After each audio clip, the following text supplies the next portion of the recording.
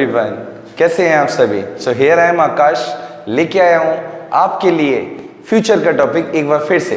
Last time हमने future में जब बात की थी, so we talk about the shall. हमने शेल के बारे में बात की थी कि शेल का यूज हम कहाँ करते हैं। एंड आई टोल्ड यू, मैंने आपको बताया था, we use shall for the formal permission. So if we have used the shall, so what we have now, we have only the will. हमारे पास है विल और आज हम सीख रहे हैं यूज ऑफ विल। तो चलिए आपके लिए मैं बता दूं, इट्स अ वेरी इजी, ये बहुत ही आसान है, क्योंकि आई यू ही शी सभी के साथ फ्यूचर में, आजकल के समय में, एडवांस टाइम में विल का यूज होता है, क्योंकि शेल को हमने एक पर्टिकुलर प्लेस दे दिया है फॉर्मल परमिशन का। So now we have only the remaining the will and we can use the will with all, सबके साथ हम विल का यूज कर सकते हैं। तो simply the question will be here, will you action, answer will be here I will action, और the negative answer will be here I will not action. पर आप कुछ और सेंटेंस देख रहे होंगे, because we are talking about the future and future is never sure. Future यानी कि भविष्य कभी भी श्योर नहीं होता। फ्यूचर में चांसेस कम ज्यादा होती हैं, डेफिनेटली होती है। सो उसके लिए भी हमारे पास कुछ वर्ड्स है और कुछ सेंटेंसेस है। व्हेन द कंडीशंस आर शायद, मींस 50%, जब भी किसी भी काम को करने की कंडीशन शायद हो, 50-50% हो, then you can use I may action.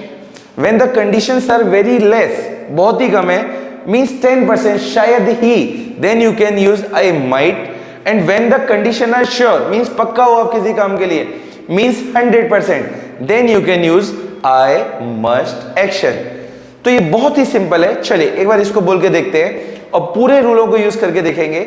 Simple, क्या आप इंग्लिश बोलोगे? Obviously you are in the class of English, आप इंग्लिश की क्लास में हो, तो मेरा फर्स्ट एक्शन यही होगा, क्या आप इंग्लिश बोलोगे? Will you speak English?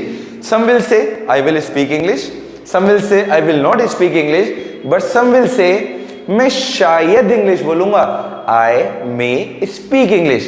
Some will say मैं शायद ही बोलूंगा, I might speak English, but definitely some will say मैं पक्का इंग्लिश बोलूंगा, I must speak English.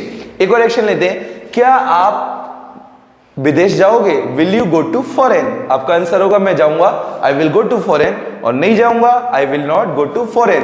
कुछ कहेंगे मैं शायद जाऊंगा, आई मे गो टू फॉरेन। कुछ कहेंगे मैं शायद ही जाऊंगा, I might go to foreign. पर कुछ कहेंगे मैं तो पक्का जाऊंगा, I must go to foreign. तो ये हमने कुछ यूज किया। सिंपली आप आई यू ही शी सभी के साथ सेम प्रोसेस अपना सकते हैं। तो यहां पर मैंने कुछ एक्शन को मेंशन किया है, ध्यान से सुनिएगा। The first action is mooch around. I think आप सोचे होंगे मूच अराउंड यानी कि मूछे घुमाना।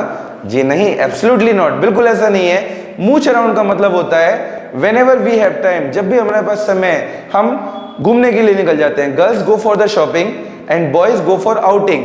कभी मार्केट चले गए, कभी कहीं चले गए, कभी कहीं चले गए और फालतू घूमने के आ जाए, तो मूच अराउंड का मतलब होता है फालतू घूमना।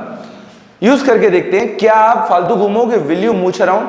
मैं करूंगा आई विल मूच अराउंड, और नहीं करूंगा I will not mooch around. मैं शायद करूंगा, आई मे मूच अराउंड। शायद ही करूंगा, आई माइट मूच अराउंड, और पक्का करूंगा, I must mooch around. Second word है रोम अराउंड। रोम अराउंड का मतलब भी होता है फालतू घूमना, but problem is that mooch around हम अपने गली मोहल्ले सिटी में करते हैं, लेकिन रोम अराउंड जैसे ही वीकेंड आता है, 2 से 3 दिन की रेगुलर छुट्टियां आती हैं, बहुत सारे लोग अपनी फैमिली के साथ आउटिंग के लिए निकल जाते हैं, मींस अपने सिटी से बाहर आसपास कहीं घूमने निकल जाते हैं। तो यहां पर हम यूज कर सकते हैं रोम अराउंड। जैसे ही रोमिंग लगती है तो सेंटेंस बोला जाएगा, will you roam around? I will roam around, I will not roam around, I may roam around, I might roam around, and I must roam around. And the attend the class. क्या आप class attend करोगे? Will you attend the class?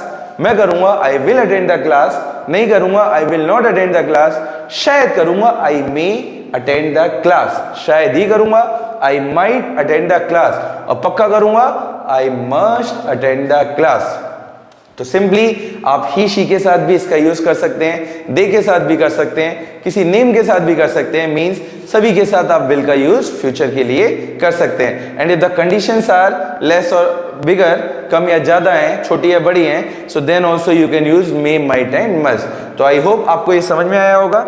एक बात और बोलना चाहूंगा, अगर आप फ्यूचर में इसका यूज करते हैं तो डेफिनेटली कॉन्फिडेंस के साथ कीजिएगा, क्योंकि may, might conditions are with you.